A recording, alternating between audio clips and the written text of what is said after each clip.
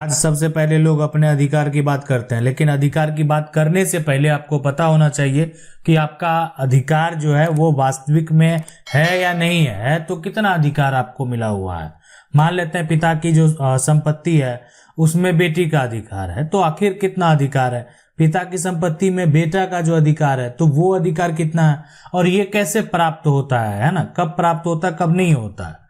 पति की संपत्ति में जो है ना, पत्नी के अधिकार की अगर बात करें तो पति का जो भी प्रॉपर्टी है उसमें आखिर पत्नी का क्या अधिकार होगा, पत्नी कब अपना अधिकार प्राप्त कर सकती है, और अगर कर सकती है तो कैसे प्राप्त करना होगा, उसके लिए करना क्या होगा। ठीक है, क्या करना होगा। तो ये सभी जो यहाँ पर है, अब बेटे की संपत्ति में माँ का क्या अधिकार है। अगर बेटा का कोई संपत्ति है तो क्या माँ जो है घर में, माँ का अधिकार है या नहीं है। अगर अधिकार है तो वो अधिकार, अगर माँ अधिकार है तो वो अधिकार अगर माँ को नहीं मिला हुआ है, माँ वो अधिकार जो है लेना चाहती है, तो उसके लिए माँ को क्या करना पड़ेगा, क्या कानूनी प्रक्रिया है जिसके तहत ये अधिकार जो है वो प्राप्त हो सकता है।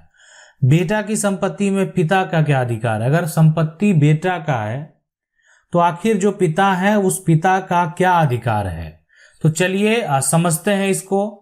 देखिए, सबसे पहले पिता की संपत्ति में अगर बेटी का क्या अधिकार है उसकी बात करेंगे। संपत्ति में मान लेते हैं पिता के पास जमीन है, मकान है और पैसा भी हो सकता है। तो पिता का जो संपत्ति है, अब ये जो है, जो पूर्व प्रधानमंत्री पंडित जवाहरलाल नेहरू ने जो है ये महिला को, जो बेटी को है ना, अधिकार का जो बात सबसे पहले आया 1956 में।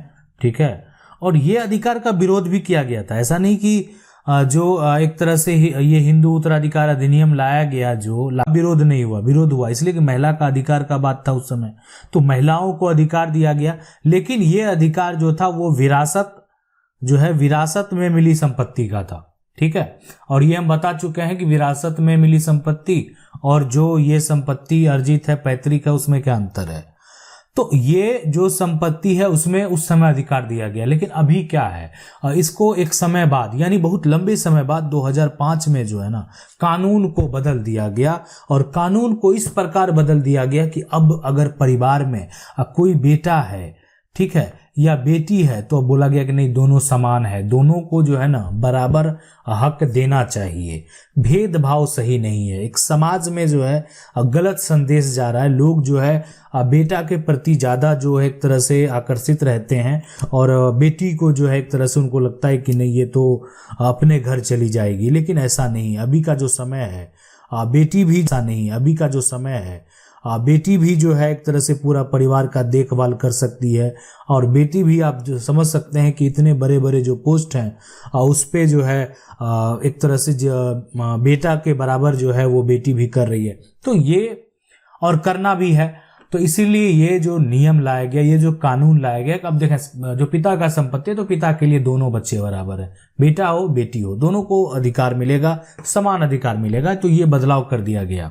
उसमें बहुत सारे कंडीशन लगाए गए कि जो पिता की मृत्यु है, जो बेटी का विवाह है 2005, लेकिन 2018 का जो एक तरह से जो फैसला आया उसमें ये भी साफ हो गया। अब देखें, कभी भी 2005 से पहले का बात हो या बाद का बात हो, कोई भी बेटी अगर जो है उनको जरूरत है, अगर उनके परिवार में बंटवारा नहीं हुआ है और विभाजित प्रॉपर्टी अभी भी है, तो वो संपत्ति में जो है, अपने पिता के संपत्ति में जो है कानूनी तौर पे हक प्राप्त कर सकती है। पिता का अगर कोई विभाजित है, उसका बंटवारा नहीं हुआ है और एक तरह से, और आज तक बंटवारा नहीं हुआ है, बेटी अगर चाहे अपना हक लेने के लिए तो वो कानूनी रूप से जो है केस फाइल करके अपना संपत्ति में जो उनका हक बनता है वो हक प्राप्त कर सकती है।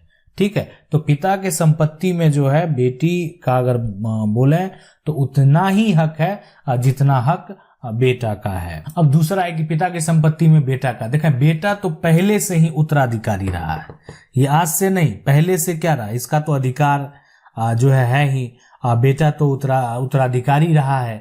तो जितनी जमीन है, मकान है, तो बेटा का तो हक बनता ही है। बेटा का पिता की संपत्ति में जो बेटा का हक होगा, अगर पिता के पास जो संपत्ति है वो अगर अर्जित संपत्ति है, ठीक है, अर्जित संपत्ति है, तो बेटा अगर हक बेटा का बनता है, लेकिन पिता की मृत्यु के बाद, ठीक है, मृत्यु के बाद लेकिन अगर पिता के पास पैतृक संपत्ति है तो जो उनका हक बनता है वो उनके जीवन काल में, देखें पैतृक है, अगर जो है बेटा चाहता है कि हम पैतृक संपत्ति में बेटा अगर हक लेना चाहता है तो ले सकता है, कानूनी अधिकार है, जो है उसको पार्टीशन का केस फाइल करना होगा और अपना हक जो है वो कानूनी तौर पे प्राप्त कर सकता है। इसलिए कि पिता का संपत्ति है तो बेटा का उस पर अधिकार जो है वो तय है। अब है कि पति की संपत्ति में पत्नी का क्या अधिकार है, ठीक है, मान लेते हैं संपत्ति जो है पति का है, मकान है, जमीन है, और पत्नी जो है अधिकार की अगर यहाँ पर बात कर रही है, देखें जो पति का संपत्ति है, पति का जो संपत्ति है ना, संपत्ति है, उसमें अगर बात करें ना तो पत्नी का अगर अधिकार का बात करें तो पत्नी का अधिकार जो है, अधिकार तरह से पूरा अधिकार है, पूरा जो पति का संपत्ति है तो उस पे पूरा अधिकार पत्नी का है, मतलब 100% जो भी पति का संपत्ति है उस पे पत्नी का अधिकार है। लेकिन एक कंडीशन लगा दिया गया, कंडीशन ये लगा दिया गया कि देखें जो पति का संपत्ति है उस पे पत्नी का तो अधिकार होगा, है ना, मतलब जो पत्नी है उसका पूरा अधिकार तो होगा, लेकिन कंडीशन क्या लगा दिया गया, पति के मृत्यु के बाद, मृत्यु के बाद मतलब क्या हुआ कि मृत्यु के बाद अधिकार है, अगर पति की मौत हो जाती है उसके बाद जो पत्नी है उसको पूरा अधिकार है, उसके बाद किसी और का अधिकार नहीं है, जो पत्नी है उनका अधिकार बनता है। अगर मान लेते हैं ये जमीन है, इनके पति की जमीन है, पति का हिस्सा है, पति का इस पे शेयर है, तो इस पे अधिकार जो होगा वो पत्नी का होगा, बच्चे हैं तो बच्चे का होगा, तो उन सभी लोगों का जो है अधिकार होगा।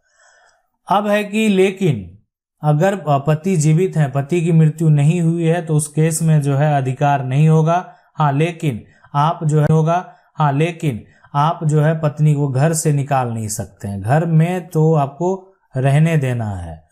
अब मान लेते हैं विवाद होता है, समस्या उत्पन्न होता है, आपका जो पारिवारिक बनाव है वो सही नहीं है, तो उस केस में जो है अलग विकल्प चल के आ सकता है, ठीक है, उस केस में एक अलग विकल्प हो सकता है कि अब डिपेंड करता है कि कोर्ट के द्वारा क्या तय होता है, घर में रहने के लिए तय होता है या जो भी है ना। तो लेकिन पति की संपत्ति में जो है या सास ससुर की संपत्ति में भी ना, अगर बहू अगर कोई अधिकार की बात करे तो अधिकार जो है यहाँ पर नहीं है। सास ससुर के संपत्ति में भी जो है बहू का अधिकार नहीं है, लेकिन अगर कोई घर है जो है सास ससुर का घर है या उनके पूर्वज का घर है तो आप बहू को घर से निकाल भी नहीं सकते हैं, अधिकार नहीं है तो आप घर से जो है निकाल भी नहीं सकते, उसके लिए फिर अलग नियम है।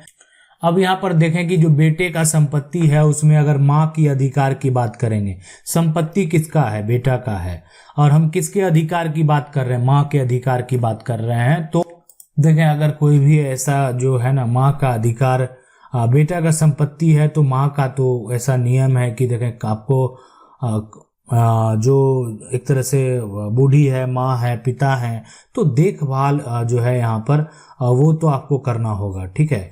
अगर आप देखभाल नहीं करते हैं तो फिर आप पर जो है एक तरह से एक्शन लिया जा सकता है, तो इसलिए देखभाल तो करना होगा। लेकिन अगर संपत्ति में अधिकार की बात करेंगे तो देखें माँ का अधिकार तब होता है, मान लेते किसी के बेटे की मृत्यु हो गई है, अब उसकी पत्नी है और माँ है ना, और बेटा है और बेटी है, तो इसमें जो सभी है ना, माँ है, ठीक है, मान लेते पिता भी हैं, तो पत्नी और माँ, बेटा, उनकी बेटी जो है ना, सभी मकान, जमीन और गाड़ी में बराबर का हिस्सा होगा, सभी का जो शेयर होगा, हक होगा वो बराबर का होगा। लेकिन ये सभी का हक बराबर होगा, लेकिन जो उनके पिता हैं, है ना, वहां पर उनका हक नहीं होगा। इसलिए बेटे की संपत्ति में जो है ना माँ का अधिकार है, लेकिन माँ का अधिकार कब होगा, माँ का अधिकार तब, अधिकार का बात तक कब उत्पन्न होगा जब मान लेते हैं कि जो एक तरह से किसी व्यक्ति की मृत्यु हो जाती है, अब उसकी माँ जो है वो तो एक तरह से अब उनके बच्चे नहीं है, देखभाल कौन करेगा, अब उनकी बहू है, देखभाल नहीं कर रही है, तो देखभाल नहीं कर रही है तो किसी अगर उसके बेटे की संपत्ति है तो कानूनी तौर पे उसका अधिकार है। यानी ऐसा जो है ना, बहू ये कह सकती है कि नहीं माँ का अधिकार नहीं है, वो उसका देखभाल नहीं कर रही है, या जो उनके पति की संपत्ति है उसको बेचकर वो अगर मान लेते हैं कहीं जा रही है, उनके माँ का देखभाल वो नहीं कर रही है, तो उस केस में ना जितनी भी अगारी संपत्ति है तो उसमें एक हिस्सेदार उस व्यक्ति का माँ भी होगा और माँ को भी संपत्ति देना होगा। अब सवाल उठता है कि बेटा की संपत्ति में जो है ना पिता का क्या अधिकार होगा। संपत्ति किसका है? बेटा का है। अब बेटा का संपत्ति में पिता का देखें, कानूनी तौर पे अगर बेटा जीवित है तो कोई अधिकार नहीं होगा। अब बेटा की मृत्यु हो जाती है तो सबसे पहले उसकी पत्नी है ना, माँ और उनका जो बच्चा है उसको संपत्ति होगा। अब ये लोग नहीं है, मान लेते हैं उसका शादी ही नहीं हुआ, ना पत्नी है, ना माँ है, ना बच्चा है, तो पिता और भाई को वो संपत्ति जो है, यानी पिता है भाई है तो उसको वो संपत्ति प्राप्त होगा। यानी जो पहले संपत्ति प्राप्त होगा वो पिता को संपत्ति प्राप्त होगा। तो बेटा की संपत्ति में पिता का इस सब कंडीशन में अधिकार हो सकता है, लेकिन बेटा का अपना संपत्ति है, अपना अर्जित संपत्ति है, तो उसमें पिता का जो है किसी का भी कोई भी अर्जित संपत्ति में किसी का अन्य व्यक्ति का कोई अधिकार होता ही नहीं है।